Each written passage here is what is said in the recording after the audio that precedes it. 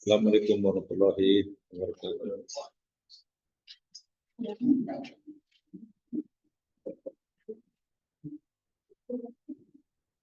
Alhamdulillahirabbil alamin wa bihi nasta'in.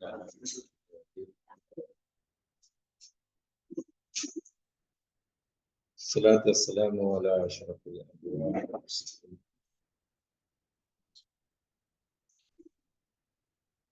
Nabiyina Rasulina Muhammad wa ala alihi wa ashabihi wa ashabihi.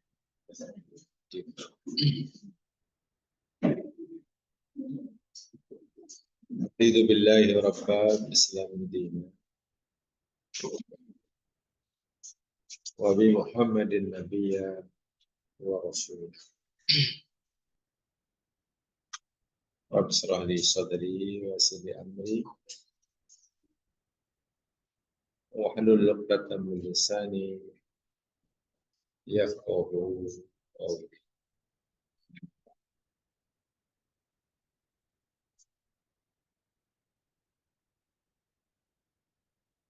Sebagaimana yang saya telah maklumkan, mulai hari ini kita akan pelajari sama atau bersama surah Al-Falaq.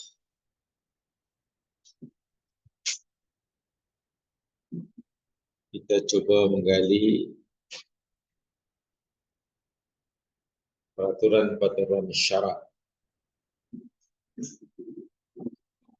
yang kaitan dengan masalah kekeluargaan atau bahasa saya perkara yang berkaitan dengan masalah persuami istrian. Suami istri jadi masdar persuami istrian.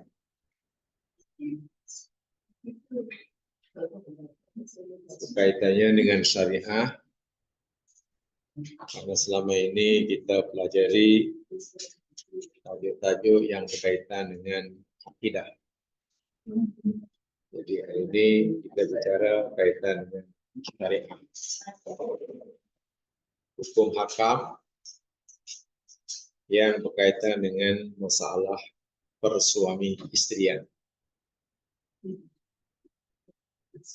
Surah At-Talaq. Surah At-Talaq sebagaimana yang dikatakan oleh Abdullah bin Mas'ud radhiyallahu anhu disebut sebagai surah An-Nisa Al-Qusra. Surah Nisa dalam Al-Quran ini ada dua.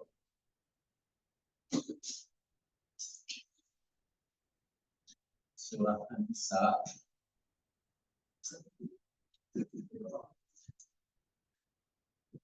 dalam Al-Quran ini ada dua. Satu namanya An-Nisa Al-Kubra. Di surah An-Nisa yang kedua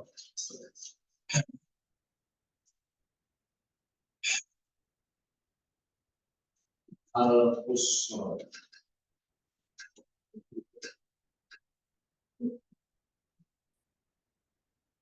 Surah An-Nisa dalam Al-Quran ada dua, kata Ibnu Mas'ud ya, bukan kata ulama. Satu An-Nisa Al-Kubra, yakni surah An-Nisa atau surah Quran yang keempat lah. Surah yang keempat, Fatihah, Baqarah, Ali Imran, An-Nisa. Surah yang keempat itu sebagai surah Nisa Al-Kubra. Kubra maknanya besar. Ada yang menyebutnya surah Nisa panjang, karena jumlah ayatnya banyak. Yang kedua surah An-Nisa Al-Qusra. Qusra maknanya pendek. Dan An-Nisa Qusra ini, yakni surah At-Talaq yang kita nak pelajari. Surah yang ke-65. Itu dari segi penamaan. Surah yang ke-65 dari segi susunan surah di dalam Al-Quran. Walaupun surah At-Talaq, yakni surah An-Nisa Qusra, ditempatkan pada urutan yang ke-65 dalam Al-Quran. Tapi surah ini sebenarnya diturunkan oleh Allah sebagai surah yang ke-96. Surah yang diturunkan dari si penurunannya, surah yang ke-96. Kita tahu kan surah pertama juga surah Al-Alaq, Iqra bismi rabbikal ladzi khalaq.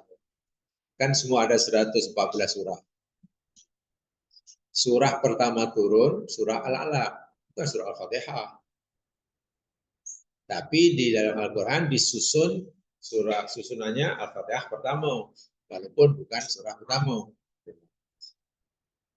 Contohnya surah At-Talaq ini. Dalam Quran, di susunan Quran, surah yang ke-65. Walaupun ia diturunkan sebagai surah yang ke-96. Paham ya di situ? Bermakna susunan surah dalam Al-Quran tidak mengikuti, tidak berpandukan berdasarkan susunan turunnya.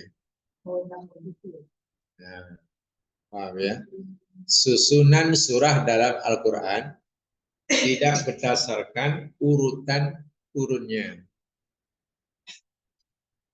Kalau ikut susunan turun, surah pertama kan surah Iqra bismi rabbikal ladzi khalaq. Sepatutnya ya letak paling depan lah, nomor 1. Kan gitu kan. Nomor 2 Al-Baqarah, Al-Baqarah bukan surah kedua diturunkan. Jadi Quran disusun 114 surah 1, 2 hingga 114 itu susunannya tidak mengikut, tidak berdasarkan tartibun nuzul. Tidak berdasarkan urutan turunnya. Jadi tak semestinya surah yang awal turun diletakkan pertama, yang terakhir turun, terakhir. Dan itu adalah kehendak Allah Subhanahu wa Ta'ala. Gitu. Jadi ketika Allah turunkan Al-Quran melalui perantaraan Jibril kepada Nabi Muhammad SAW, lalu Nabi memberitahu kepada penulis wahyu,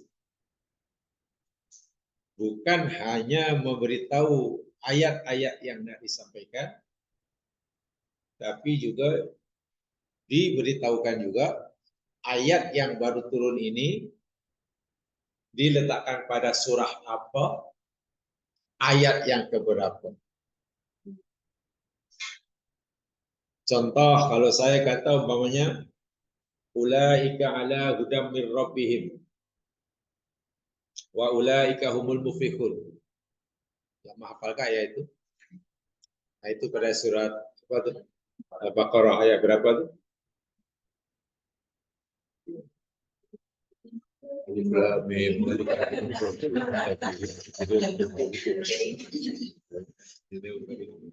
Oh, yang kelima. Jadi ketika Allah turunkan ayat itu melalui Jibril kepada Muhammad SAW dan Nabi memberitahu kepada penulis wahyunya, bukan sekadar tadi saya dapat ayat ini, mulai kalau tulis, bukan sekadar itu. Sekaligus diberitahu ayat yang baru turun itu letakkan pada surah ini ayat sekian. Jadi ditempatkannya ayat tadi pada surah kelima itu bukan kehendak Nabi, bukan kehendak penulis wahyu, bukan kemauan Jibril, tapi langsung daripada.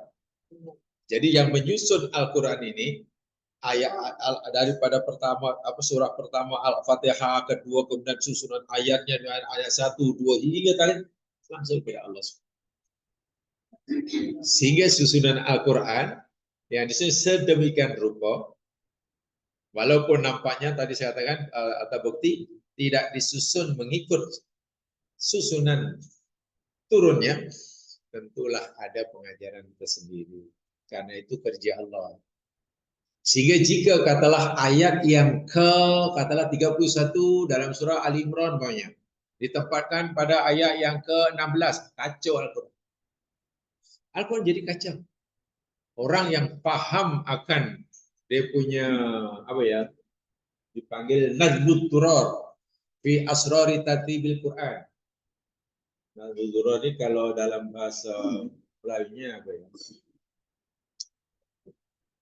Jadi ini bahasa sastra ya, untaian mutiara. Tahu? Untaian mutiara.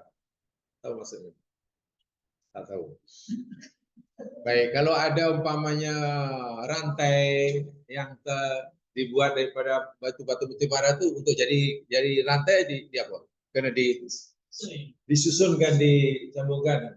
Nah, kan disambung sehingga jadi Al-Quran itu ibarat setiap ayat itu mutiara, disusun jadi untaian mutiara. Sehingga salah letak saja, katalah biji mutiara yang keempat, katalah letak pada yang ke-8, dah hancur dah. Nilai keindahannya, nilai mujizatnya jadi hancur. Dan itu hanya boleh dikesan oleh mereka yang benar-benar tafakuh dan tadabbur Al-Quran. Dan Imam An-Nawawi salah seorang daripada contohnya.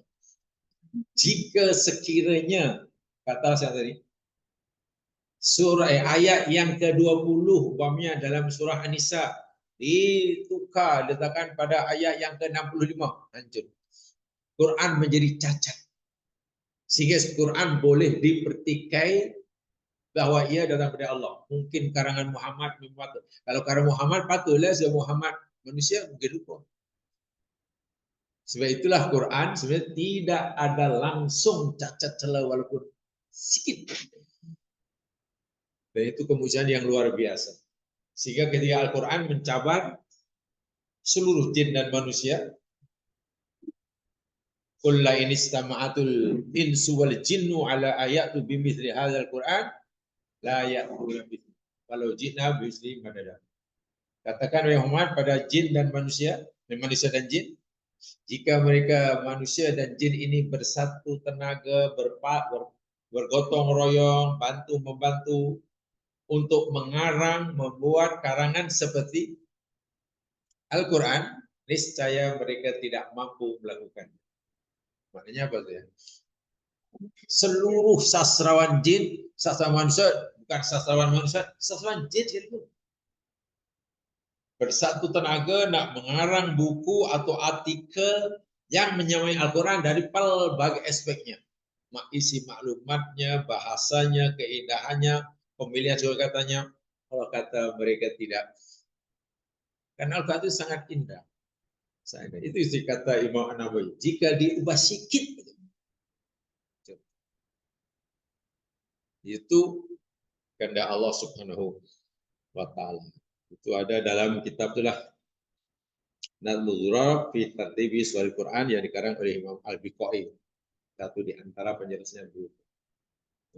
Jadi, nah itu memang kajian yang agak dalam, itu kaitannya dengan mukjizat Al-Quran. Kan kita sudah meyakini ya bahwa Al-Quran ini sebagai mukjizat. Tapi kalau mungkin kita dicabar oleh siapa sajalah, oleh orang kafir, tolong tunjukkan bahwa kitab Al-Quran itu kamu harus mukjizat. Di mana letak kemukjizatnya? Mungkin kita gimana ya? Kalau ada orang Nasrani, Anda seorang Muslim, Anda yakin Quran daripada Allah, Anda yakin Quran itu ada mukjizatnya. Tolong tunjukkan pada saya di mana bukti kemukjizatnya. Bagaimana kalau kita ditanya belakangnya? Kita akhirnya jawab mengapa? Mungkin ramai orang Islam yang tidak jawab dengan mulut, tapi jawab dengan apa namanya penumbuk. Oh, jangan pikir Quran ya. Oh, bukan Islam, jangan kita Quran. Lepuk biji mata. Wah, kalau itu cara kita menjawab, itu bukti yang kita sebenarnya sendiri tidak paham. Ini cabar umat akhir zaman. Umat akhir zaman. Ya, dan itu mesti kita akui kelemahan itu, ya. Kelemahan itu mesti kita akui. Baik, itu cerita lain itu, pemirsa. Ini surah Nisa Usra. Pendek. Kenapa? Kenapa? Karena di dalam Al-Quran ini ada dua surah yang isi kandungannya, kebanyakan isi kandungannya, jadi berkaitan dengan hukum hakam yang berkaitan dengan kaum perempuan. Dalam hal ini istri. Hak-hak ataupun yang berkaitan hak dan kewajiban yang berkaitan dengan kaum wanita, khasnya istri, itu banyak dicerita dalam dua surah ini. Sebab itu disebut surah An-Nisa. Surah An-Nisa. Paling banyak. Sebab itu surah An-Nisa sama ada kubra ataupun kusra, ya sudah sewajibnya lah kaum wanita mengetahui. Kaum perempuan wajib mengetahuinya. Terutama lelaki. Ya iyalah kan. Jadi perempuan wajib tahu, terutama lelaki. Ya, gitu. Tapi itulah masanya ayat seperti ini kadang terlepas pandang, itulah. Sehingga tengoklah, kadang ngeri sekali. Saya tahun bila ya? 90-an ke atau dah 20 tahun 20 berapa itu. Di negeri Selangor, Jabatan Agama Islam mengeluarkan satu data di mana jumlah perceraian pada tahun itu di negeri Selangor waktu itu jauh lebih banyak daripada jumlah perkawinan. Orang yang kawin di negeri Selangor, saya lupa tahun bila, orang kawin sedikit, jumlahnya sedikit, kurang dibandingkan dengan orang yang nak cerai. Wah, nak berkawin itu senang. Hanya perlu ini, kemudian akad itu kan sah. Nak cerai, mungkin kes makan masa setiap satu mungkin berapa tahun. Berbulan, bayangkan, mengerikan sekali itu. Bagi saya sangat mengerikan. Dan itu bukan tanda yang Islam itu, hukum Islam itu berjalan. Macam mana jumlah perjalanan lebih tinggi daripada jumlah maknanya institusi keluarga hancurlah. Sedangkan untuk cerai tidak semudah untuk kawin. Bahkan ada makan masa apa? Bertahun-tahun kan? Tahun-tahun, 5 tahun, 6 tahun baru disahkan oleh mahkamah apa? Tuntutan Anda dikabulkan dan dinyatakan sah perceraiannya. Selepas 6 tahun. Naik turun mahkamah tak tahu berapa kali. Dapat tuntutan, panggil min'ah istrinya. Setelah bertemu min'ah pula, rupanya jumlahnya tak seberapa. Untuk bayar lawyer pun tak cukup. So, di mana? Kita nak kata Islam adil itu lalu di mana keadilannya? Memang Islam itu adil. Adil, pasti adil. Tetapi mungkin tidak nampak keadilannya karena perangai atau cara orang Islam, itu bahaya sekali, sangat bahaya. Sangat bahaya. Islam cantik, tapi kecantikannya sering kali dilindungi oleh perangai seorang Islam. Dan itu bahaya. Al-Islamu, mahjubun bil muslimin. Keindahan Islam itu seringkali tertutup oleh perangai sesetengah orang Islam. Si Islam tak nampak cantik. Dia cantik tapi tak nampak cantik. Karena yang menyebabkan tak nampak cantik perangai orang Islam. Sehingga jika ada katalah orang non-Muslim yang pada mulanya ingin masuk Islam karena tertarik dengan Islam, tapi tiba-tiba ia mengurungkan niatnya, membatalkan niatnya karena dilihat Islam itu tak cantik, karena melihat perangai dari segi agama. Orang yang menjadi asbab orang lain tak tertarik pada Islam itu dosa besar.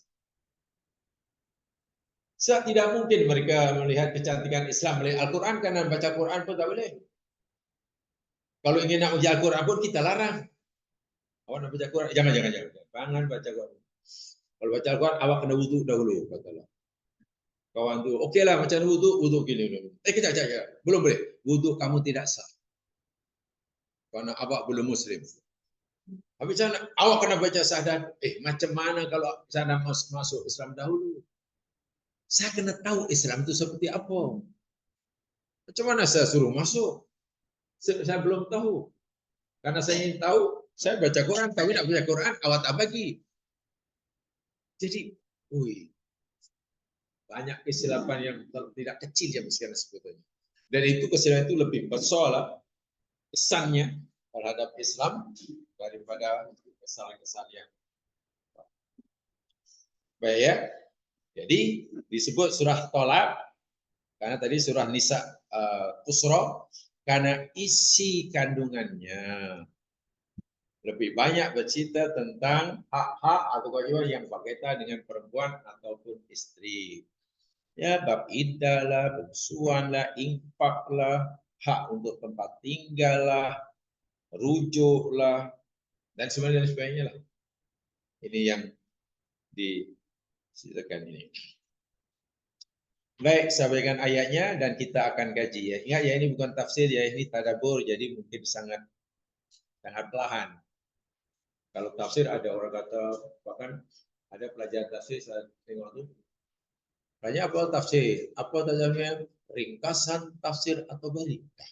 Bukan baca tafsir, baca ringkasannya aja. Ya cepatlah, sebulan khatam. Bukannya bukan belajar tafsir Ibnu Katsir, tapi belajar ringkasan tafsir Ibnu Katsir. Mukhtasar itu kan bukan singkatan. Coba ada dikaji seboleh-bolehnya nanti. A'udzu billahi minasyaitonir rajim. Ya ayuhan nabiyyu idza talaqtumun nisa fatalliquhunna li'iddatihinna wa ahsul 'iddah wattaqullaha rabbakum la tukhrijuhunna min buyutihinna wala yakhrujna illa ayyatina bifahishatin mubayyinah wa tilka hududullah wa man yata'adda hududallahi faqad zalama nafsah la tadri la'allallaha yuhdithu ba'da dzalika amra. Ayat ini pun dah penuh dengan peraturan-peraturan yang mesti. Macam mana nak ringkaskan? Ya ayuhan nabi, wahai nabi, idza talaqtumun nisa, apabila kamu hendak menceraikan, mentalak. Anisa di sini mana istri, bukan perempuan. Wahai nabi, jika kamu hendak menceraikan istri, jangan diartikan perempuan. Kalau Al-Quran nanti lari maknanya. Wahai Nabi, kalau kamu nak carikan perempuan, macam mana mencarikan perempuan? Yang boleh diceraikan oleh suami itu istrinya, bukan perempuan. Fatalliquhunna li'iddatihinna. Itu hukum pertama. Ceraikan olehmu akan mereka isi kamu tu li'iddatihinna kerana bagi iddah mereka. Itu satu. Apa maknanya nanti. Yang kedua, hukum yang kedua, wa ahsul iddah, dan hitung oleh kamu. Hitung betul-betul oleh kamu al iddah, akad iddah. Jatuh masa tunggu itu. Yang ketiga, wa wattaqullaha rabbakum, dan takut oleh kamu akan Tuhan kamu. Yang keempat, wala tukhrijuhunna min buyutihinna, dan janganlah kamu suami yang mencegah istri-istri kamu itu kamu halau keluar istri-istri kamu yang kamu ceraikan yang masih dalam iddah itu dari rumah-rumah mereka. Tengok, tak disebut rumah kamu, tapi rumah mereka. Rumah istri maksudnya. Nah, ini ada makna sendiri. Wala yahrusna illa ayatina bi fahishatin mubayyinah. Seterusnya. Dan janganlah istri-istri yang diceraikan itu yang masih dalam jadi iddah itu keluar. Jangan keluar rumah maksudnya, kecuali mereka tidak melakukan perbuatan fahisyah yang nyata. Apa maksudnya? Nanti. Itulah batasan-batasan Allah, peraturan Allah. Wa may yata'adda hududallah, siapa saja yang melanggar batasan Allah, faqad zalama nafsah. Sungguh dia telah menzalimi dirinya. Kenapa perempuan yang diceraikan oleh suaminya dan tidak boleh, suami tak boleh menghalau keluar, dan perempuan itu juga tak boleh keluar lagi masa iddah? La tadri, kata Allah, karena engkau tak tahu. La tadri, engkau tak tahu. La'allallaha, boleh jadi Allah. Tapi la'ala ini bukan la'ala makna roja, mudah-mudahan ya. Sebab la'ala bila dikaitkan dengan Allah Subhanahu wa taala maknanya pasti. La'ala itu kalau dikaitkan Allah itu maknanya suatu yang pasti. Tapi kalau la'ala dikaitkan manusia maknanya hanya harapan. Katalah la'allakum tattaqun. Supaya atau mudah-mudahan kamu bertakwa. Itu hanya harapan. Maknanya boleh jadi kamu bertakwa, boleh jadi kamu tidak. Itu kalau dikaitkan dengan manusia. Tapi kalau dikaitkan dengan Allah, la'allallaha. Takkan Allah berkata, mudah-mudahan. Takkan Allah mengharap pula. Bisa kan? Jadi kalau dikaitkan dengan Allah, maknanya sesuatu yang pasti. Jadi la'allallaha, boleh jadi Allah, yuhdithu, akan menimbulkan ba'da dzalika, selepas itu amron, akan urusan. Maknanya pasti Allah akan memberikan yang terbaik bagi suami istri yang telah bercerai dan masih duduk dalam satu rumah selagi masih dalam iddah. Allah suruh itu, jangan keluar selagi masih dalam iddah. Karena Allah kata, pasti aku akan tunjukkan penjelasan yang terbaik. Yang terbaik. Tapi kan ayat ini tidak diamalkan situ biasanya. Begitu cerai kan terus keluar, bawa beg, tunggu di bus stop. Kak, nah gimana lu kak? Dari kampung. Kenapa? Orang tak suka kita. Ini apa betul? Inilah ayatnya, kenapa dilanggar. Allah kata dah, ini hukum hakam aku, ini hudud aku. Siapa yang melanggar ya, zalim dia. Kenapa benda macam ini tak dianggap berat? Seakan benda yang berdosa. Apa yang berdosa itu kalau tak solat. Memang tak solat dosa. Mencuri memang dosa. Ini pun berdosa juga. Jadi kita ini melihat Quran ini belum melihat secara keseluruhannya, baru melihat ini dosa, yang iya kan dosa kan? Tak tahu pun. Dah, esok dah kiamat baru tak tahu.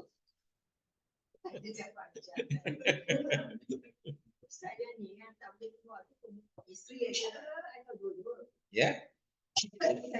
Kan ayatnya jelas, nanti ada penjelasan. Kan tadi kata ayat ini sangat banyak peraturannya. Ayat secara umum, kamu suami jangan kamu halau keluar mereka dari rumah mereka. Tengok, pertama ya, selama mereka jadi suami istri duduk di rumah yang sama, oke? Rumah itu. Kemudian bila suami menceraikan istrinya dan masih menjalani idahnya, Allah kata, wahai suami, jangan kamu halau keluar mereka dari rumah mereka. Mereka itu mereka suami atau istri itu? Maknanya apa tuh? Dari situ apa yang kita paham? Mana rumah yang selama ini suami istri tadi duduk bersama, walaupun mungkin nama suami, istri ada nampak di situ. Jadi tak perlu mana bukti yang kepada hak. Nih dalam beranta ada. Itu administrasi dunia lah. Secara dari segi aspek agama ada hak. Sebab itu Allah kata, jangan kamu halau keluar dari rumah mereka. Lainlah kalau Allah kata, jangan kamu halau keluar dari rumah kamu. Nah, itu mana memang istri tak ada hak lah selama ini. Karena sudah diceraikan, keluarlah. Suami pun tak ada hak untuk menghalau keluar. Karena apa? Karena istri yang diceraikan, yang masih dalam iddah, punya hak untuk tinggal di cantik tak cantik. Tapi kalau ini diikuti, saya yakin, karena masyarakat belum paham ayat ini, mungkin dah jadi buah mulut orang, bibir jadi ya gosip lah. Dia itu kan dia cerai, masa masih duduk? Aku tengok sama, pergi supermarket sama, ya. Beli belanja sama, di mana tu? Wah, ada cerai kata dia. Semalam keputusan mahkamah baru. Kenapa dia? Saya yakin akan begitu komentar. Hampir 99,99% masyarakat. Hal yang diharamkan satu saja. Suami istri yang telah bercerai tadi yang masih ada belum satu berhubungan suami istri itu yang haram. Selebihnya masih berjalan kewajiban dan hak. Suami masih wajib melaksanakan kewajibannya sebagai suami pada istrinya, istri pun masih berkewajiban melaksanakan kewajibannya terhadap suaminya selama istri masih menjalani iddah. Ya. Ya memang masih statusnya masih istri. Itu masih istri. Yang tak boleh hanya hubungan suami istri aja. Iya. Orang pikir bila talak cerai masih itu mana putus habis itu kan. Itu salah faham atau faham yang salah. Itulah jadi apa yang Quran cerita dengan apa yang adat lakukan itu tak sama itu masalahnya. Dan dia pikir yang adat itulah yang betul. Tidak. Tetap laku biasa-biasa. Hanya yang tidak yang lain berhubungan suami istri itu saja. Kenapa? Statusnya sebetulnya itu masih suami istri, belum putus. Kalau putus itu bila istri sudah habis iddah dan suami tidak rujuk. Sebab itu ketika istri masih dalam iddah pertama, kan masih suami istri kan, istri tak bolehlah dikawin lain atau dipinang. Haram itu bini orang. Ini bini orang. Tak boleh. Itu suami masih punya hak untuk rujuk. Lainlah kalau dah habis itu barulah betul-betul dah tak ada hubungan. Hak dan kewajiban dah putus. Itulah maksudnya. Nanti ada penjelasan itu.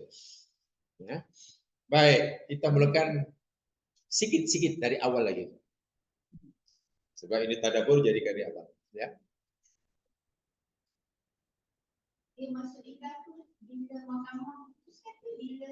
Nanti itu panjang. Kan tadi ayat ini ijab panjang ya. Jadi mari kita dari awal. Mungkin hari ini mungkin hanya satu patah kalimat yang saya sampaikan mungkin. Tolong ikuti betul-betul. Ya iya itu akan sampai nanti. Akan sampai. Ya ayuhan nabi pertama ayat ini turunkan supaya kita punya pengetahuan yang banyak. Ayat ini diturunkan oleh Allah ada sebab turunnya. Dipanggil sababun nuzul. Ya, sababun nuzul. Sababun nuzul yang pertama itu daripada Anas bin Malik begini ceritanya. Talaqa Rasulullah SAW Hafsah binti Umar. Nabi pernah menceraikan salah seorang istrinya. Namanya Hafsah binti Umar. bukan istri Nabi itu. Pernah diceritakan oleh Nabi dalam riwayat Anas bin Malik. Puncanya yakni Nabi sebenarnya sangat kecewa ketika Hafsah rupanya berpakat dengan Aisyah Ummul Mukminin, dia menjadi otak dia, ya, untuk menyakiti hari Nabi, kan? Akhirnya turun surah At-Tahrim itulah. Nabi akhirnya terpaksa mengharamkan minum madu itulah. Karena Hafsah, memanglah buat perkataanlah nak menyakiti hati Nabi. Kemudian turun surah At-Tahrim memberitahu bahwa sebetulnya istri kamu membuat niat tidak baik kepada kamu.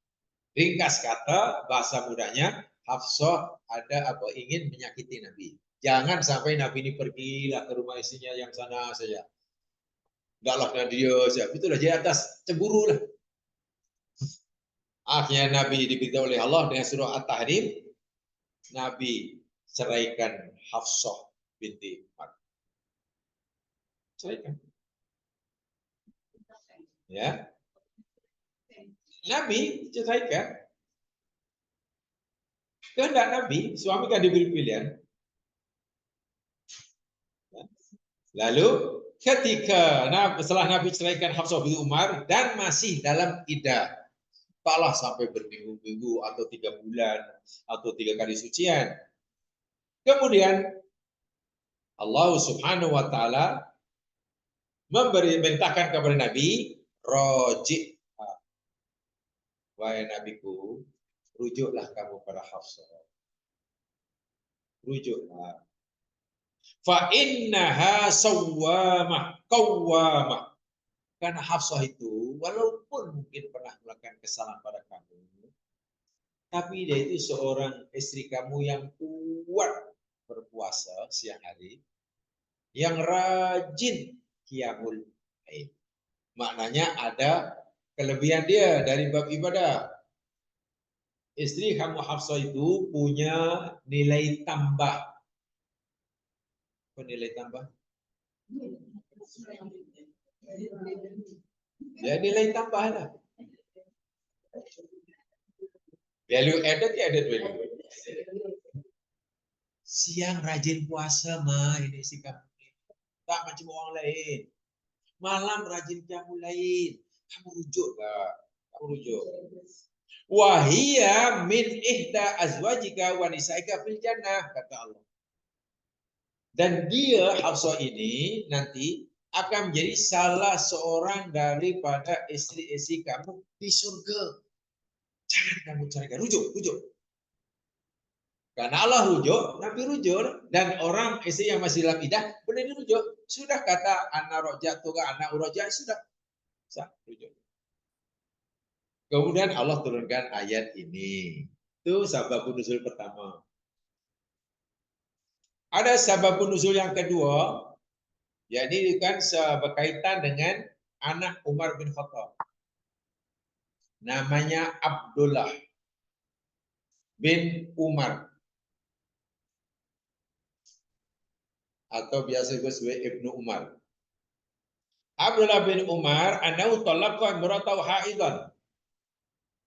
Ia pernah menceraikan istrinya ketika istrinya sedang haid. Dia menceraikan istrinya yang sedang haid. Fa'amarahu Nabi SAW, lalu ada orang beritahu kepada Nabi. Rasulullah, si Ibnu Umar itu atau Ibnu sendiri memberitahu, aku telah ceraikan istriku dan dia sedang haid. Apa kata Nabi? Fa'amarahu Nabi SAW ayyuraji'aha. Nabi suruh Ibnu Umar untuk merujuknya. Wajib merujuknya. Karena ia menceraikan semasa haid. Wa yumsikaha hatta tuthhir. Dan adalah terus jadikannya sebagai istri, istrinya hingga ia suci daripada haidnya. Ia menceraikan istri ketika istri haid. Lalu Nabi suruh merujuknya hingga istrinya suci. Tsumma tahidha haidatan ukhra. kemudian ia haid semula, wa idza tahurat talaqaha, dan apabila telah suci lagi, ya, haid suci 3 kali haid, insya'a, kalau dia mau, pada dia nak, dia ini hendaklah diceraikan. Kalau dia terus hendak menceraikannya, hendaklah ia menceraikannya semasa suci. Maksudnya apa? Rupa-rupanya tolak itu ada dua macam. Disimpulkan tolak itu ada 2 jenis. Satu tolak sunni, dua tolak bid'i.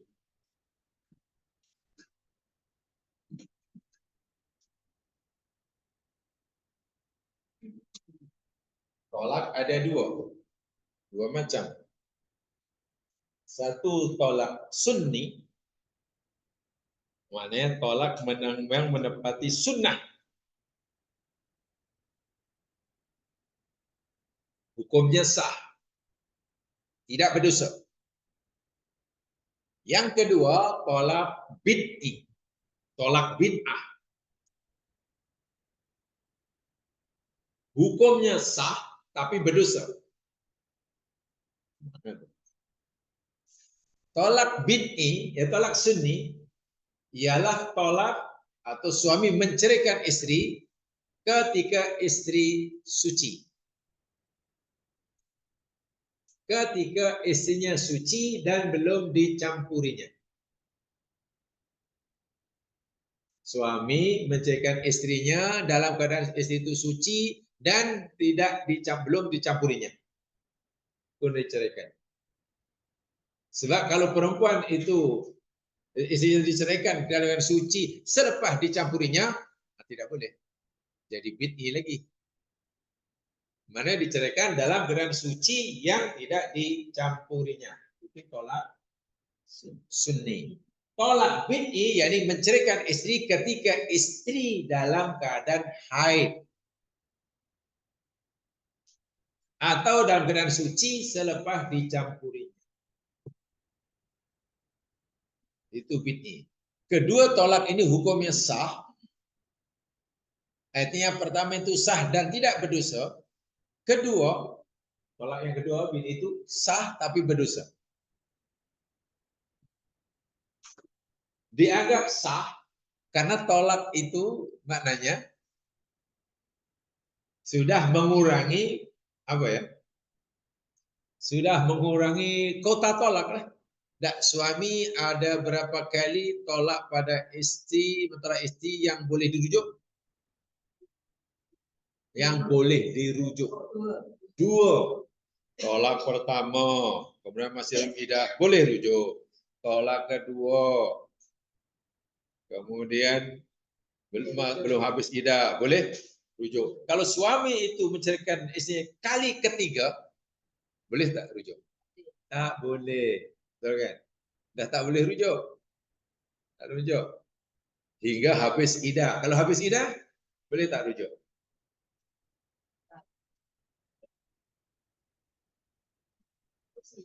Tak boleh. Rujuk tak boleh. Habis apa yang boleh dibuat? Kalau dia ingin mengarungi bahtera semula.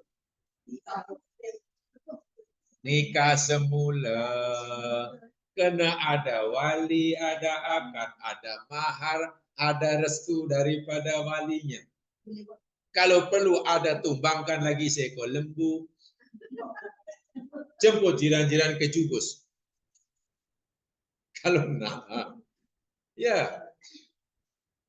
Artinya katalah orang tadi menceraikan istrinya dalam keadaan haid, tolak bid'i. Itu dikira tolak. Sehingga jika nanti ceraikan lagi sekali, mana sudah bermakna orang itu sudah 2 kali. Itu dimaksud sah itu mesin itu.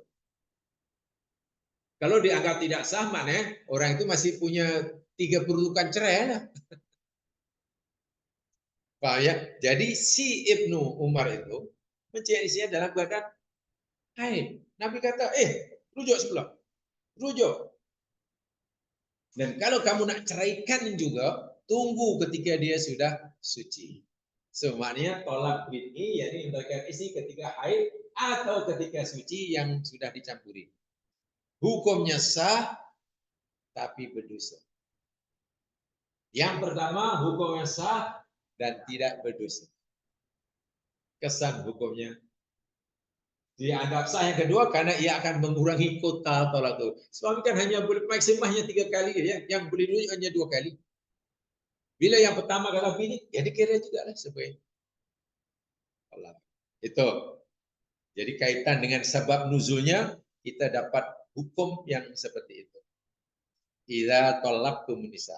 Walaupun ayat ini ditujukan kepada Nabi, ya ayuhan Nabi, kan kitab ini kepada Nabi. Kita jangan kata, itu Nabi, kita bukan Nabi. Jadi hukum ini, hukum dalam ayat pertama ini tak ada kena-mena dengan kita. Sebab Allah tujukan kepada Nabi kan. Nah, ayat ini kan, ya ayyuhal mu'min, yang tidak amanu atau ya ayyuhal Nabi. Jadi jangan kita memahami terlalu harfiah. Kalau kita terlalu harfiah, ayat itu kan Allah tujukan pada Nabi, bukan pada kita. Jadi hukum yang ada dalam ini tak ada kena dengan kita. Itu pada Nabi, sehingga ayat ini kita tak patuhi pun tak apa, sebab Nabi pun dah wafat. Itu mana orang tak faham usul fiqh lah gitu lah. Akhirnya coba cari mana ayat itu pada orang yang tak ada. Nabi ada. Itu nampak ya, tak tahu nampak apanya saya tak tahu.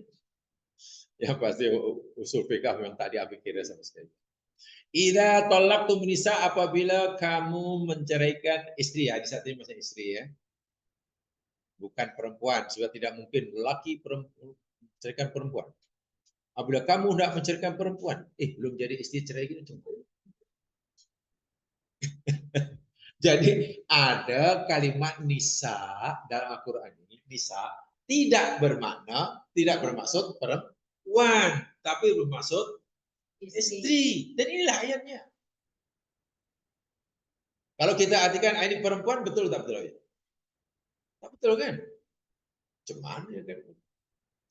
Nah, karena ada kalimat nisa yang bermakna istri, bukan bermakna perempuan, maka disinilah timbul perbezaan pendapat ulama dalam memahami surah Al-Maidah. Coba saya perlebarkan tadaburnya. Tadabur memang begitu. Ini bukan mukhtasar ya, bukan mukhtasar tafsir Tabari, bukan. Pelajaran ini bukan mukhtasar tafsir Ibnu Katsir. Ringkasan tafsir Ibnu Katsir, bukan.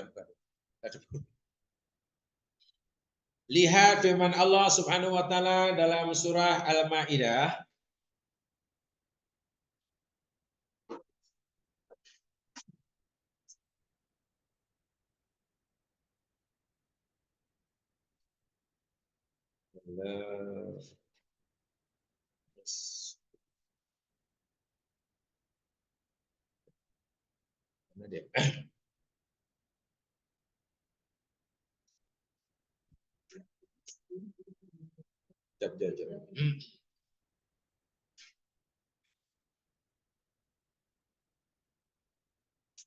Ya, dalam surah Al-Maidah pun ada, dalam surah An-Nisa pun ada. Tak apalah, saya sudah sebut surah Al-Maidah.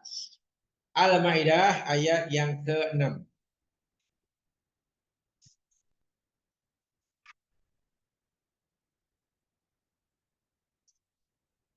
Baik, paham ya? Tadi saya kata kalimat An-Nisa dalam ayat ini, aula mastum nisa, nisa maknanya istri, bukan perempuan. Walaupun nisa itu maknanya perempuan, tapi dalam ini istri. Kalau walaupun Allah tak kata idza talaqtum katalah azwajakum, tak ada. Kalau idza talaqtum azwajakum, memang nampaklah apabila kamu menceraikan istri kamu, tapi ini An-Nisa. Karena yang boleh diceraikan memang perempuan yang dah jadi istri. Nah, karena ada kalimat An-Nisa dalam Al-Quran yang maknanya istri, bukan perempuan, maka timbullah perbezaan pendapat dalam memilih kalimat An-Nisa dalam surah Al-Maidah ayat 6. Tengok dalam surah Al-Maidah ayat 6 itu. Ya.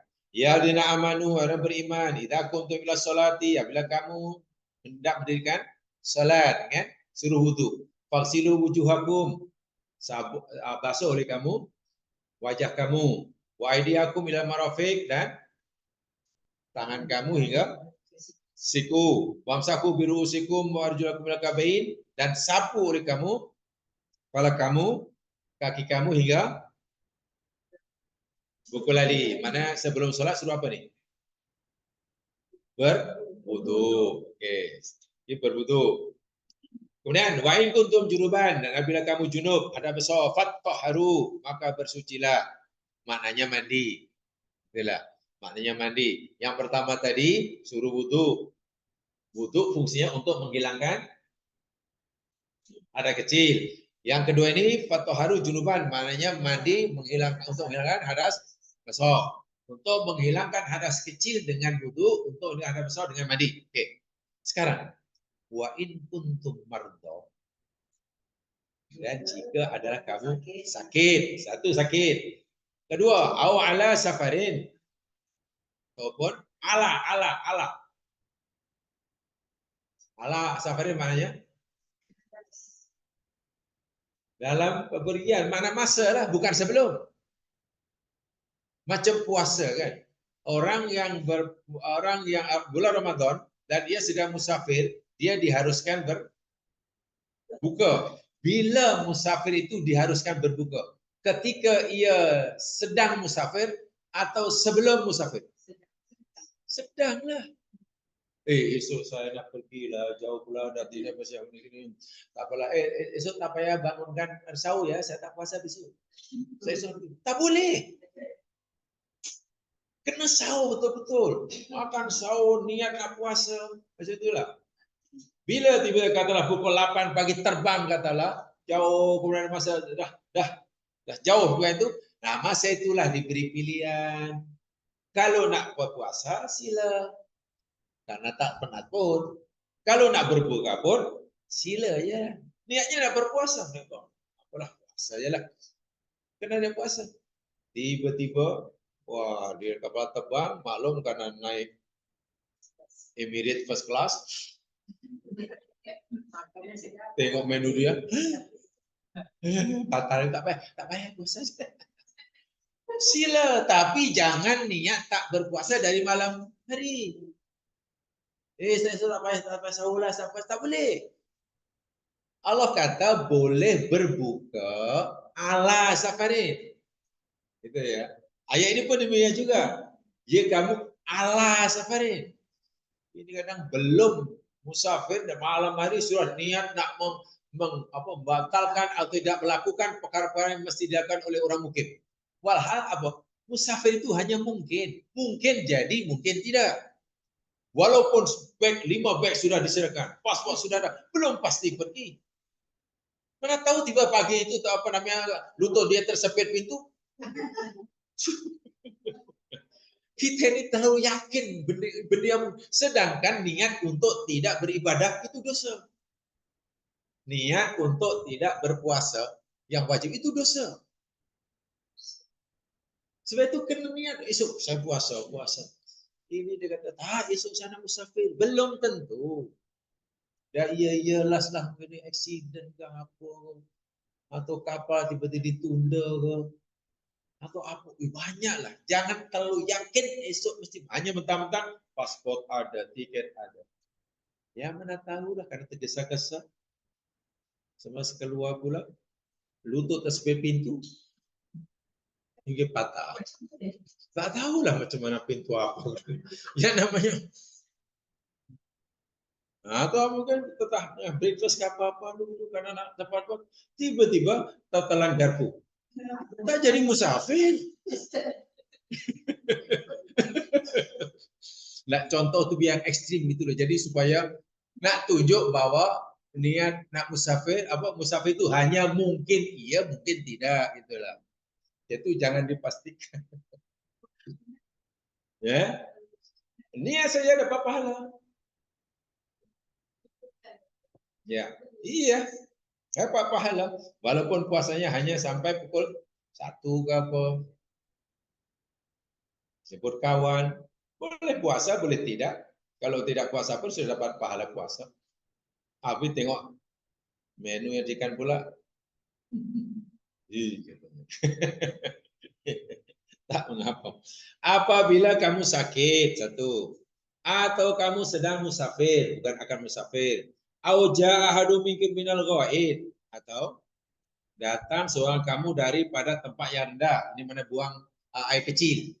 Ghaid itu mana tempat yang rendah di padang pasir. Padang pasir ini kan tak sama rata ya. Mana pasir yang timbunan pasir yang ke atas yang nampak macam bukit itu namanya Ahqaf dalam Al-Quran. Dalam Al-Quran ada surah Al-Ahqaf. Ahqaf itu mana pasir yang membentuk bukit itulah. Kemudian selepas itu ada yang ke bawah kalau lebah. Lebah bila orang masuk ni dari tempat lain tak ada. Nah, yang lebah itu nama ghaid. Ghaid itu maksudnya. Ini bahasa yang sangat halus. Atau seseorang kamu balik dari ghaid. Karena apa? Karena pada zaman Nabi ini tak ada mereka punya bilik air dalam rumah. Bila mereka nak buang qadaul hajah, pergilah ke padang pasir cari tempat yang itu tak kelihatan di tempat lain. Jadi bila orang kata itu mana nak qadaul hajah lah. Sehingga Quran atau seorang kamu balik daripada ghaid. Sopan sungguh bahasanya. Sehingga ayat ini dibaca di depan orang yang makan pun tak terganggu. Coba kalau bahasanya terlalu direct. Jika seorang kamu sedang sakit, atau kamu sedang musafir, atau kamu selepas birah, ya tak sesuai lah dibaca depan majelis santapan. Sopan sungguh Al-Quran. Baik. Kalau begitu aujaha adu minal ghaid ini hadas kecil, hadas besar. Ja'a adu minal ghaid. Hadas kecil atau hadas besar?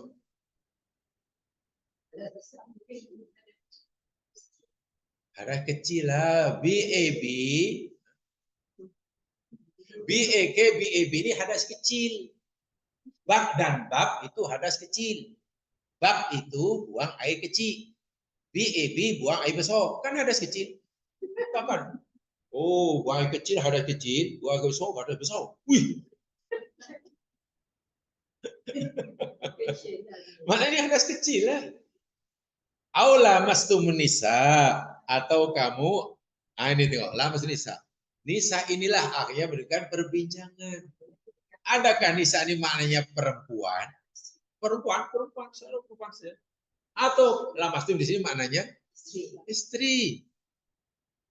Nah, tengok. Jadi bukan tidak beralasan mereka yang berpendapat nisa di sini mana istri. Pertama, kenapa tidak alasan?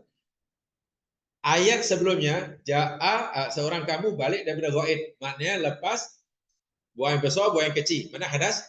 Kecil. Aula mastumun nisa. Mana ya hadas? Besar. Hadas besar. Kemudian kamu tidak jumpa air. Maka tayamumlah. Betul.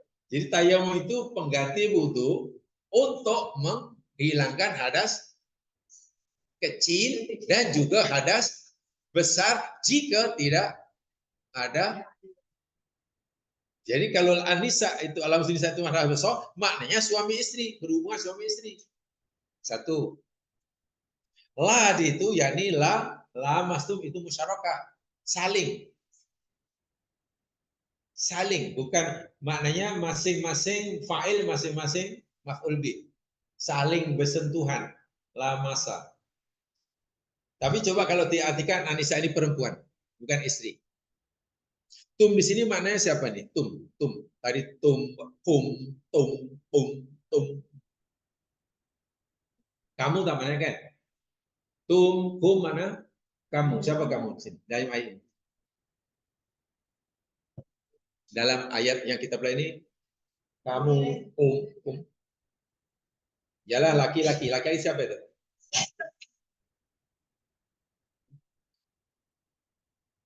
suami. Tapi tadi apabila kamu sholat, takkan ini maksudnya suami. Apabila kamu balik daripada bak dan bak, takkan suami. Apabila kamu sakit, takkan suami. Siapa kamu di sini? Orang mukmin tengok ayat Allah. Seajar jadi mufassir. Ayat ini dimulai dengan apa? Wahai orang yang beriman, lah tuh. Wahai mukmin, bila kamu nak sholat, wudulah. Kan begitu kan? Dan bila kamu junub, mandilah. Mukmin, ini mukmin nih. Hanya jika kamu wahai mukmin sakit, atau kamu sedang sakit, atau kamu lepas bak atau bab, atau kamu sedang lama semua nisa, kamu mukmin nih. Lalu tak jumpa air, saya sekarang kalau Anissa ini diartikan perempuan, bukan istri. Sedangkan tum itu maknanya orang mukmin. Pertanyaan saya, sengaja sentuh, menyentuh, peluk, memeluk antara lelaki mukmin dan perempuan itu perbuatan yang wajar tak wajar, patut tak patut, tak patut lah. Kalau diartikan itu ayat ini maknanya, si mukmin maknanya biasalah berpelukan dengan perempuan. Allah tak anggap apa namanya aib. Allah hanya kata, bila kamu saling berpelukan dengan perempuan baik mukmin, lalu kamu nak solat, tak jumpa air, tayamumlah. Seakan-akan Allah membenarkan perbuatan itu kan. Tapi kalau Anissa diartikan istri, atau kamu orang mukmin selepas melakukan hubungan suami istri dan kamu tidak jumpa air, nak solat, tayamum. Sehingga itu mengartikan Anissa di sini dengan makna istri lebih kuat alasannya. Iya, tapi kadang ada yang memahami ini maknanya perempuan. Kalau perempuan tuh, jadi pertama pun kita rasa pelik. Kalau diartikan perempuan, maknanya Allah berkata, hai orang mukmin, bila kamu salat wudu, atau bila kamu selepas berpelukan dengan perempuan, takkan Allah membenarkan. Wah, itu berbuat yang salah, kenapa Allah akui? Jadi lamastum nisa ini mesti satu perbuatan yang dibenarkan oleh Allah, dilakukan oleh mukhatab. Mukhatabnya orang mukmin. Lalu apa yang perbuatan mukmin yang dibenarkan oleh Allah dalam ayat Nisa? Ya bercampur suami istri. Tapi bila kamu selalu berpelukan sepanjang hari dengan perempuan yang kamu suka, berarti bahwa waktu zuhur, ya wudulah. Kalau tak ada air, tayamum lah. Seakan-akan benar tadi tak. Dari situ pun nampak kelemahannya. Kemudian yang memai Anissa ini perempuan, wah bingung juga akhirnya. Ya kalau menyentuh itu sengaja. Kalau seng batal. Kalau tak seng, kalau tak batal. Yo susah juga tuh. Seng batal. Tak. Kalau ada nafsu batal. Kalau tak ada nafsu tak batal. Jadi mana kalau syok batal. Kalau tak syok tak batal. Hukum dah jadi subjektif. Menyentuh perempuan karena syok batal. B menyentuh perempuan karena tak syok. Macam hukum jadi subjektif. Itu kalau bisa diartikan perempuan ya. Kalau penyentuhan itu berlapik, tak batal. Kalau tak ada lapik, wah mereka akhirnya dah berbeza pendapat. Kalau diartikan, iya. Dan jamaah pasti pening memikirnya. Iya ya, cuma itu belum dibuktikan dengan hadis-hadis Nabi. Jadi kalau kita belajar tanpa ada rasa kita belajar betul-betul ikhlas tanpa ada sifat tertutup, insya Allah kita akan mendapatkan yang paling benar. Kalau ada orang belajar dengan sebenarnya sudah tertutup. Yang dipelajari, Al-Quran dipelajari mesti mesti maksudnya sama dengan apa yang telah dipercayai. Itu bahaya. Mana sebelum baca Al-Quran, di koceknya sudah ada hukum. Selagi hukum yang Al-Quran yang dibaca nanti tak sama dengan hukum yang telah dipegangi, salah. Nak tanya orang pun begitu juga. Tanya ustaz itu. Selagi jawaban ustaz belum sama dengan apa yang difikirkan, salah. Salah. Salah pas 11 orang, nah baru ustaz betul. Karena sama dengan. Ini bukan tanya. Salah, itu belajar yang paling salah maksudnya. Dan itu banyak orang sekarang berpikir begitu. Kalau kita nak tahu jawaban dari Quran, pertama, coba kosongkan dahulu dalam hati kita. Kosongkan. Bukan saya mesti. Selagi tak sama dengan yang dikocek, tak. Itu pembicaraan yang lain. Panjang itu kalau mau belajar.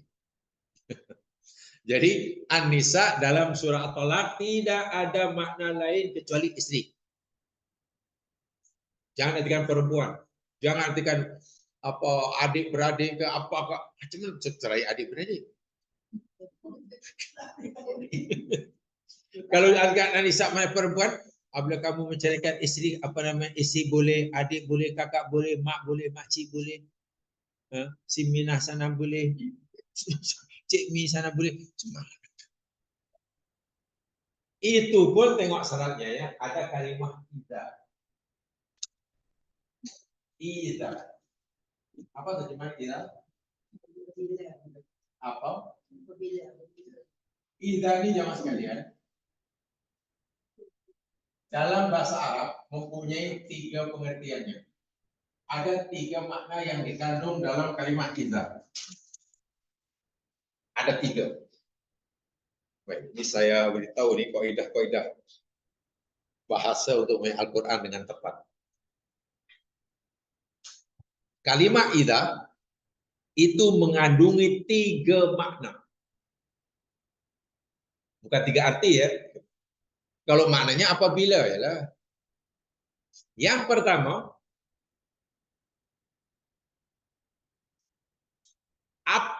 apa yang disebut selepas idza. Oke. Apa yang disebut selepas idza itu sesuatu yang akan terjadi. Bukan sedang, bukan telah.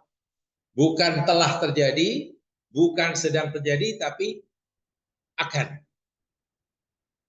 Apa yang disebut selepas idza, peristiwa yang akan. Mustaqbal namanya. Idza zulzilatil ardu zilzalaha. Apabila bumi telah diguncangkan dengan sedasar-dasarnya. Bumi dah diguncangkan atau belum atau telah atau sedang. Masih akan kan? Itulah maksudnya. Yang kedua, apa yang disebut selepas idza sudah hampir masa berlakunya. Sudah dekat, sudah hampir. Sudah dekat, sudah hampir. Jadi kalau Allah kata idza zulzilatil ardu zilzalaha, apabila bumi diguncangkan dengan sedasar-dasarnya. Guncangan bumi itu pas akan berlaku dan ia masanya sudah hampir. Itulah. Sudah dekat. Yang ketiga, apa disebut selepas itu? Suatu yang pasti berlaku. Pasti. Bukan mustahil, bukan mungkin. Pasti dah. 3 itu tolong difahami dan dipegangi dalam mentafsirkan makna idza. Contohnya dalam ayat ini, idza talaqtumun nisa. Maknanya perceraian itu masih lama atau sudah berlaku atau sedang berlaku. Idza talaqtumun nisa. Belum kan? Perceraian belum berlaku. Walaupun belum berlaku, masa perceraian itu sudah walaupun belum berlaku akan berlaku, masanya sudah hampir. Nomor 2 tadi lah. Sudah hampir. Bermakna perceraian tidak boleh diniatkan 10 tahun yang lalu. Oke, saya sudah hanya dari aku 10 tahun akan datang, aku akan ceraikan. Mana ada macam itu? Orang itu tiba-tiba sudah mengambil keputusan matang sematang-matangnya yang dia punya niat untuk menceraikan. Dia mereka sudah sangat hampir. Ya mungkin esok, mungkin petang nanti. Jadi tak boleh dirancang apa ya, beberapa tahun sebelumnya. Tak boleh. Dan ia pasti akan berlaku karena dia tak ada jalan lain dah. Suami sudah berpikir matang, masak-masak, bahwa perceraian itu pasti aku lakukan karena aku tak ada cara lain, tak ada pilihan lain. Hingga peringkat macam itu dan masanya sudah tinggal lakukan saja. Sehingga dalam bahasa Arab yang sekalian, kalau bahasa Arab, tengok ya kalau kita ikuti kalimat ida ini, kan ida tolak tuh kan, tolak. Kata ini perkawinan ya, perkawinan an-nikah, az-zawaj atau an-nikah. Di sini bermula dengan apa? Akdun kan, akad nikah kan. Nah, ujung akad nikah adalah apa? Perceraian ya. Perceraian, tolak. Ini tolak perceraian hidup ya, bukan perceraian mati. Kalau perceraian mati mungkin akad nikah, lepas akad nikah adalah akad nikah, majlis habis, kemudian dia esok dia nak honeymoon, kereta terbatas mati, ya itu lain cerita lah.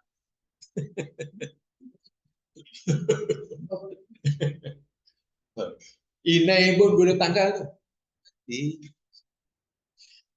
Dalam apa namanya dipanggil tasawur Islam, dalam perkawinan Islam ini, nikah, ketika akad nikah, tolak itu adalah pintu terakhir dalam rumah tangga,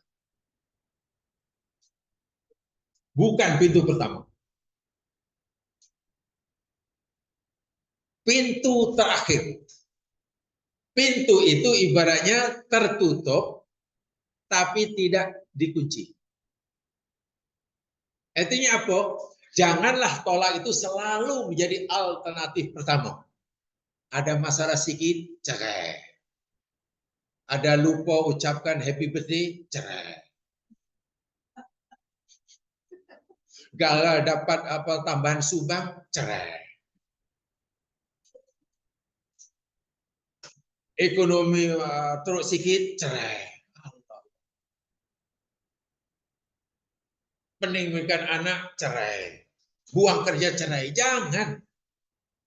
Jangan mudah membuka pintu perceraian dalam rumah tangga.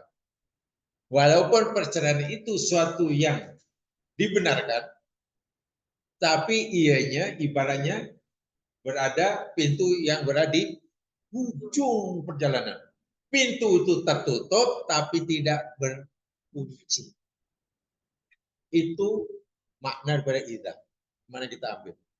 Surah idah itu yakni suatu yang disebut surah idah, apa yang akan berlaku dan masanya sudah hampir dan ia pasti. Maknanya sudah difikirkan masak-masak selepas orang tadi gagal menemukan apa? Solution. Solusi ini sudah, Cahnya itu sudah, bincang sudah, duduk bersemuka sudah, cakap dari hati ke hati. Berbicara empat mata. Empat mata mana dah? Kalau 6 mata itu orang ketiga lah. Ini 4 mata. Kalau 2 mata mana suami istri cacat. Bicara 2 mata itu suami istri cacat. Tak selesai lagi macam mana nampaknya susah. Akan tuh begini. Masing-masing sudah coba mengalah, katalah. Masing-masing sudah coba mengalah, sudah tapi nampaknya tak selesai juga. Nah, barulah bukalah pintu yang terakhir. Sekarang ini ya Allah ya Tuhan. Tolak itu sebagai solusi yang pertama. Sedih tak sedih?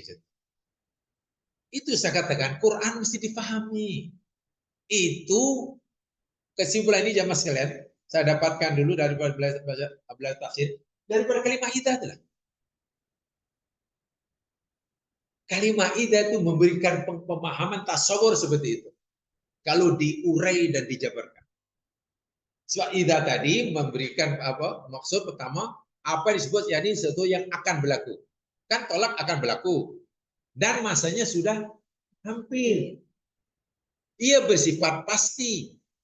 Pasti mana dah tak ada pilihan. Kenapa tak ada pilihan mesti talak? Karena macam-macam pilihan ikhtiar sebelumnya, puluhan cara, dah buntu dah. Tak ada jalan keluar dah. Tak ada jalan keluar. Baru dipilih, oh nampaknya terpaksalah. Dengan sukarela saya bukalah pintu tolak. Pintu itu ada, dibenarkan. Tertutup tapi tidak berkunci. Tertutup tapi tidak berkunci. Tapi tengok praktikal masyarakat muslim sekarang ini, pintu talak bukan di ujung perjalanan rumah tangga. Itu pintu pertama dan terbuka tengah. Situ si kita cerai. Si kita cerai. Sedih, sangat sedih. Walaupun lah jamaah sekalian, ya betul ya, perceraian ini sesuatu yang dibenarkan dalam agama itu betul. Betul, tidak salah. Tidak salah. Tetapi kita tidak harus apa istilahnya? Tidak harus meremehkan atau memudahkannya lah. Tidak harus meremehkannya atau memudahkannya. Walaupun ia perkara yang harus. Imam Al-Qurtubi pernah berkata dalam hadis daripada Ibnu Umar, "Inna min abghadil halali ilallah at-talaq." Sesungguhnya termasuk benda yang halal tapi Allah paling tak suka adalah talak. Benda itu halal tapi Allah tak suka. Halal tapi tak suka. Maknanya kalau buat bolehlah tapi Allah tak suka. Yakni at-talak. Adapun hadis yang menyatakan bila ada berlaku perceraian di muka bumi, istri minta cerai tanpa sebab maka aras akan itu hadis dhaif jiddan, tak payah disampaikan. Boleh sampaikan tapi kena beritahu. Tuan-tuan dan puan-puan, ada hadis mengatakan bila ada perceraian di muka bumi maka aras bergegor, gempa aras namanya, bukan gempa bumi. Itu hati-hati, tapi tuan-tuan itu hadis sangat-sangat lemah. Maknanya kita tak boleh percaya Nabi kata begitu. Kenapa kita macam tu? Boleh. Tapi Nabi bersabda, ingat ini sabda Nabi. Oh itu dosa tu. Itu dosa macam tu. Kita meyakini sesuatu yang bukan daripada Nabi. Kita meyakini Nabi bersabda, sedangkan Nabi tidak bersabda, itu dosa. Jangan kita mengatakan Nabi bersabda, sedangkan Nabi tidak bersabda. Dan lebih lagi dosanya bila kita coba meyakinkan orang lain, mengajak orang lain, meyakini Nabi itu sabda Nabi, wahal bukan sabda Nabi. Oh itu, ini kadang suka-suka. Boleh sampaikan hadis palsu, boleh. Tapi beritahukan ini palsu, macam. Qala Rasulullah sallallahu alaihi wasallam. Nabi SAW bersabda, Al-badijanu shifa'un li kulli da. Buah terung itu penawar segala penyakit. Orang pun, iya Nabi SAW. Betul, tapi ini hadis palsu, mah. Bukan lemah, palsu. Buah terung penawar segala penyakit. Itu palsu. Siapa yang mengarang kalimat itu ya boleh kita boleh sebutan lah, yang pasti toke terung lah. Ya iyalah kan. Kemungkinan besar yang mengarang hadis itu ya ini toki untuk melariskan. Ya. Jadi supaya laris, buatlah hadis palsu. Nabi bersabda, waterung itu penawar. Sekarang sebab apalagi akhir zaman di zaman sekarang, walaupun kadang ada nilai kebenarannya, tapi niatnya itu macam tak baik. Saya pernah bercakap dengan, yalah kawan lama, dan dia lebih pandai karena pensarah di universiti mesti pandai lah. Jadi saya suka Bura itu. Bura gini-gini. Akhirnya dia setuju apa yang saya kata tadi. Saya hanya saya sebenarnya tidaklah suudon, tapi ada semacam apa ya? Semacam keraguan lah. Akhir-akhir zaman ini kenapa ya umat Islam kadang termasuk orang yang nampaknya punya background agama. Apa yang disampaikan itu benar, tapi ada semacam apa ya? Ada tendensi tak baik. Apa tendensi? Kecenderungan ya. Nah, ada tendensi tidak baik. Apa tuh? Ya contoh lah. Maaf saya tak sebut siapa-siapa ya. Kadang jual makanan. Makanan kapok, kemudian itu cake apa itu. Lalu dibubuhlah itu katalah madu. Atau dibubuh katalah habas sauda. Walaupun hanya sekian sebagian dari ingredient dia katalah habas sauda. Kan? Lalu kan ini adalah cake sunnah. Siapa yang makan ini mana dapat karena ikut sunnah Nabi. Memang betul ada hadis tentang habas sauda. Betul ya? Ada hadis tentang madu, sahih. Maknanya betul lah itu, hadis itu betul. Tapi bila dicampurkan makanan yang nak dijual sebagai produknya dan tujuannya untuk menariklah, melariskan jualannya, lalu tuan-tuan ini bukan sebagai cake, ini lain. Salah satu ingredient yakni berhadis Nabi ada habas sauda. Jadi ini makanan sunnah, minuman sunnah. Kenapa minuman itu ya dicampurlah mungkin jus apa ke halia bentung ke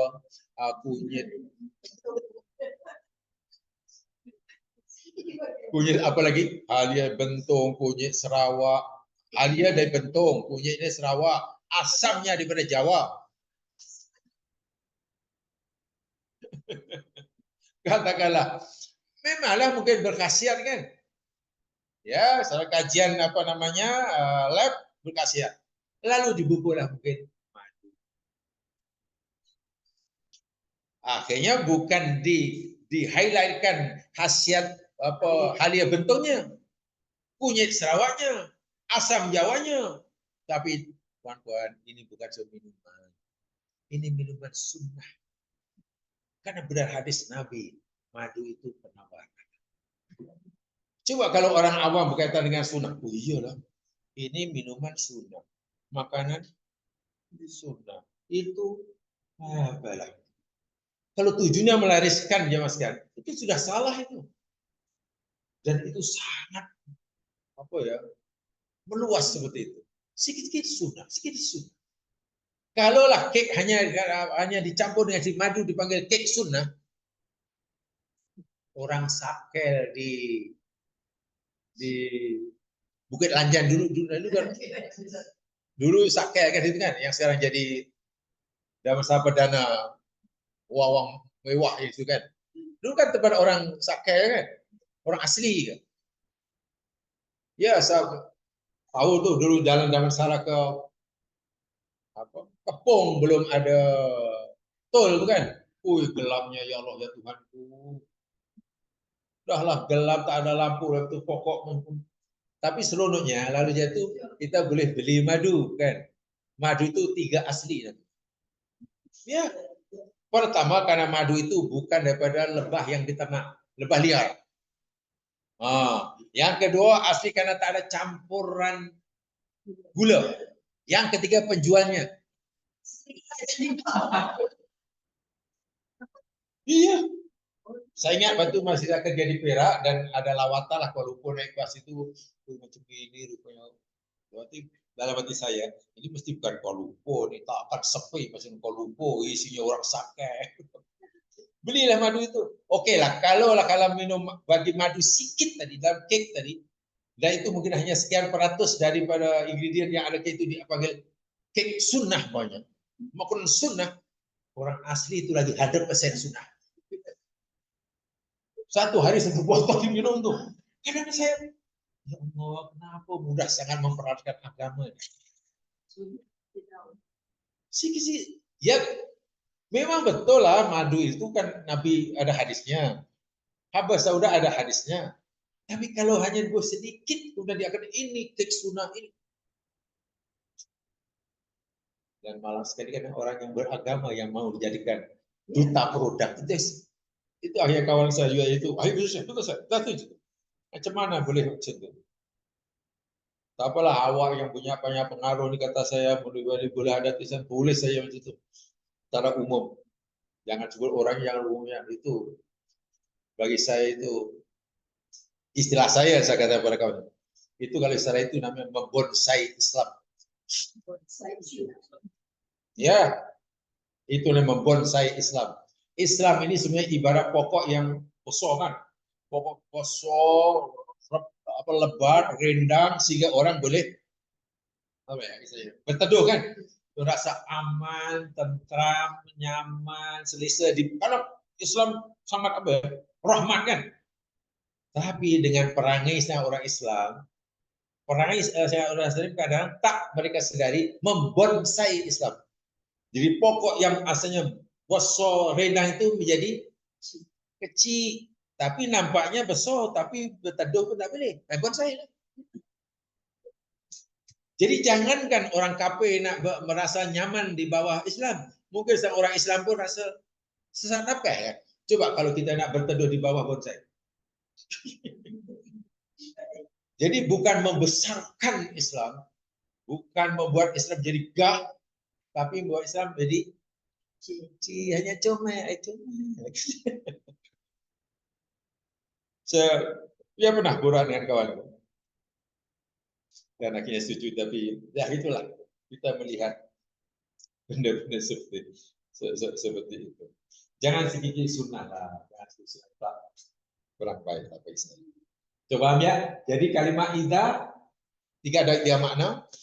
Dari 3 makna itu ya mas kalian, contohnya dalam hadis kaitan yang talak, mana talak itu akan berlaku dan masa berlakunya sudah sangat hampir, dan orang yang melakukan sudah tak ada pilihan mana mesti dilakukan kan, pasti kan.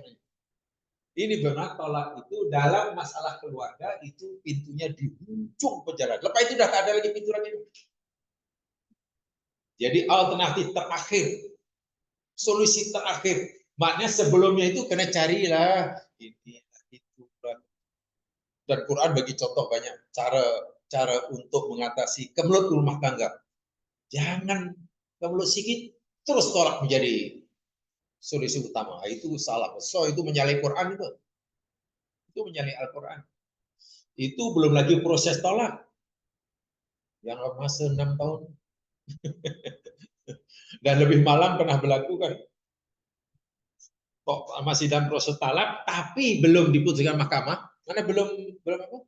Dari segi undang-undang belum putus kan. Dah sampai 5 tahun, 6 tahun. Nah, suami dah kawin lagi. Suami tak ada masalah. Kawin. Istrinya tentu ingin kawin lagi. Apa dia ada anak, tidak ada orang nak suka dia. Tapi nak kawin tak boleh karena statusnya masih istri kan. Coba macam mana tuh? Nak kawin tak boleh sedangkan dia dah tak ada lagi yang mencari hidup dirinya, nak anak kecuali dia berusaha. Itu kan kezaliman yang terlalu ketara tuh. Bukan dilakukan oleh Islam ya, untuk orang-orang Islam. Itulah yang bagi saya betul-betul membonsai Islam itu macam itu. Membonsai Islam, mencemar bagi saya. Dan itu salah. Walhal kalau kita fahami mau mengeluarkan masa sedikit saja untuk kaji lebih dalam makna idza, insya Allah orang tidak akan lakukan. Karena satu di antara makna idza tadi seperti ujung. Kalau boleh tolak itu seakan-akan berada dalam bilik yang gelap terkunci. Bagi orang yang berumah tangga, tolak itu berada di bilik terkunci yang tak pernah nampak, tak pernah lihat. Kena cari ikhtiar untuk ini. Sampai begitulah.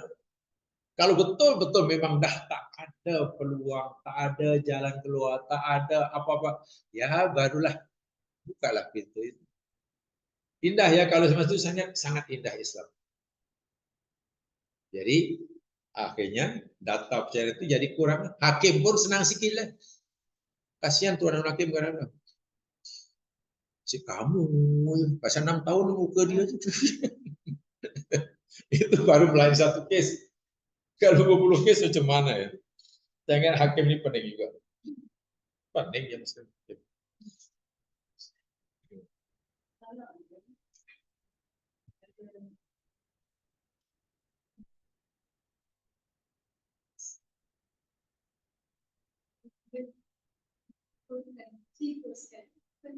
Pada zaman Nabi talak 3 dan 1 masa gugur 1. Pada zaman Abu Bakar talak 3 dalam 1 masa gugur 1. Pada zaman Umar talak 3 dalam 1 masa, aku ceraikan kau, ceraikan aku 3 kali. Umar hukum 3, tetap jatuh 3. Kenapa Umar tak sama? Rupanya alasan Umar, iya biar orang serik. Jadi urusan Umar jadi alasan Umar supaya orang itu jangan mempermainkan talak. Sebab kalau talak 3 talak 3 dalam 1 masa, jatuh 3, mana orang itu dah tak boleh rujuk kan? Jadi talak mesti 1, 2, 3. Itu pernah berlaku pada zaman Nabi, Abu Bakar, dan Umar berbeza. Umar belakangnya jadi supaya orang tidak mengapa ya? Jadi tujuannya untuk menghalang orang jangan mempermainkan talak itulah. Kalau nak talak pun talak lah, tapi yang terakhir jadi 1, 2, 3 macam itulah. Dan sekarang saya tidak tahu karena itu urusan agama ya. Agama tentu punya pertimbangan sendiri. Artinya kalau mereka orang menjatuhkan talak 3 kali dalam 1 masa, jatuh 3, atau menjatuhkan talak 3 kali dalam 1 masa jatuh 1, ya pasti ada pertimbangan. Tak tahu apa yang ditentukan oleh jatan kita. Mungkin mereka.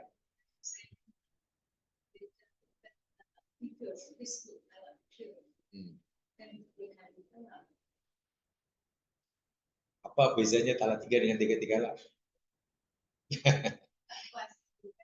Sebenarnya maksudnya begini, talak itu kalau ikut Quran yang Nabi Abu Bakar yakni suami ada hak untuk mentalak istri itu 3 kali. Kotanya 3 kali. Ya, 3 kali. Dalam 3 se.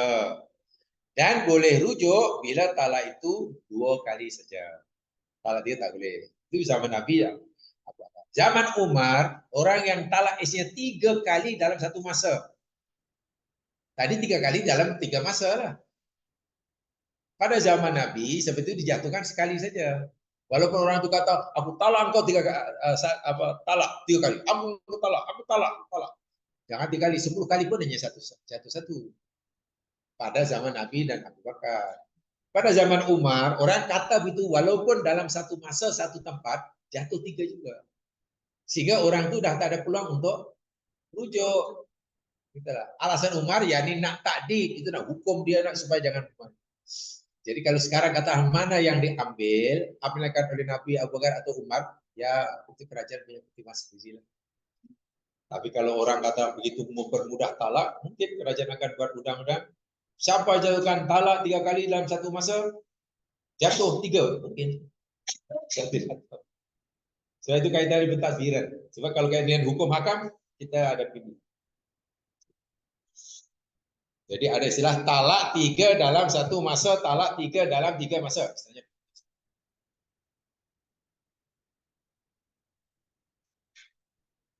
Paham ya? Jadi itu hari sebenarnya poinnya untuk ayat pertama ini 1 kalimat saja. Kita. Poin terpentingnya. Kalau fahami idza, inilah hakikatnya. Tidak ada orang tidak ada mempermudah talak itu ada. Saya yakin. Saya fahami idza. Idza talaqtum. Betapa tidak, karena tolak kalau kita paham idza, kesannya, tasawurnya, tolak itu adalah saya tadi pintu terakhir dalam perjalanan berkeluarga. Dan pintu itu tertutup tapi tak dikunci. Mana sebelumnya mesti ada, karena diusahakan macam-macam ikhtiar untuk mempertahankan keluarga tadi. Buat ini, buat itu, buat ini, buat ini. Tapi macam ikhtiar sampai masih dah mengaku salah pun, suaminya kalau pun masih rasanya tak harmoni lagi, tak bagi lagi, ya kalau itu kita setuju. Itu dah ujung, salah berbincang. Salah berbincang. Tapi sekarang tidak, yang berlaku talak saja di awal-awal lagi. Akhirnya prosesnya 6 tahun. Jadi terbalik. Itu yang saya katakan tadi, membonsai Islam itu macam itu. Jadi Islam itu cantik tapi terlindung kecantikannya. Adil tapi dirasai oleh ramai orang macam tak adil. Akhirnya kita yang berdosa semua. Islam sebenarnya tetap cantik karena Islam itu milik Allah. Islam tetap cantik. Kalau dia tak cantik itu hanya nampak tak cantik karena orang Islam yang coba menconteng-conteng itulah. Itulah mudah-mudahan dapat dipahami. Yang sedikit itu jadi bukan dipahami karena hanya sedikit. Kalau banyak tuh mungkin kalau tak paham patutlah. Ini baru sedikit saja. Ya jadi mudah-mudahan dipahami. Betul ya, sebenarnya saya katakan tadi, ayat pertama sangat banyak hukum hakamnya. Iya, dan saya katakan kita tidak boleh tafsir. Saya ingin menjelaskan untuk tafakur dan tadabbur. Jadi ya memang makan masal. Tapi kita coba menggali yang termampu oleh kita. Itu tujuan saya. Ya kalau nak cepat, istilahnya itu adalah satu kelas namanya kelas tafsir mukhtasar tafsir Ibnu Katsir. Tafsir apa? Ringkasan tafsir Ibnu Katsir. Ya mungkin dalam sebulan dah habis tafsir Ibnu Katsir yang berjilid-jilid. Karena kan mukhtasar. Bayangkan tafsir Ibnu Katsir itu sangat penting isinya. Tapi yang dikaji ringkasannya cuma. Ya tidak salah, tapi ya macam itulah. Boleh tidak salah, ya tidak salah. Bak kata orang boleh tapi tetap belajar itulah. Allahu a'lam. Subhanakallahumma wa bihamdika asyhadu an la ilaha illa anta astaghfiruka wa atubu ilaik.